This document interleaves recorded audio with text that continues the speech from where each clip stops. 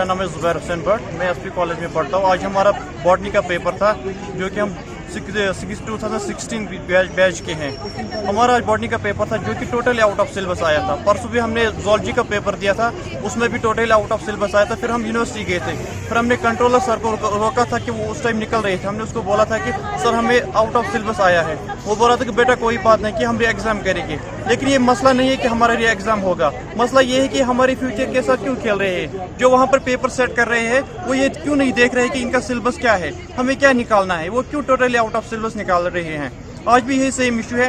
हम सोच रहे थे कि हम कंट्रोलर के पास जाएंगे, लेकिन वहाँ जाना कोई फ़ायदा नहीं है। हमने सोचा कि हम मीडिया के माध्यम से उन तक ये बात पहुँचाएगी कि आप हमारे फ्यूचर के साथ क्यों खेल रहे हो। मेहरबानी करके जब भी आप पेपर सेट करोगे आप पहले सिलेबस देखा करो, क्योंकि ये बच्चों का कैरियर का सवाल होता है। आज आप खुद देखिए, हमने 2016 में एडमिशन लिया है, आज 2019 चल रहा है, अभी तक हमारी ग्रेजुएशन पूरी नहीं हो रही है। हम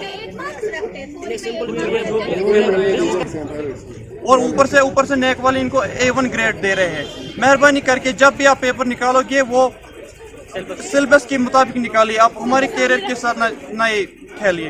आपका कौन सा स्ट्रीम है और कौन हम बीएससी हमारा पेपर बॉटनी का था। परसों हमें ज़ूलॉजी का पेपर था, उसका भी टोटली आउट ऑफ सिलेबस आया था।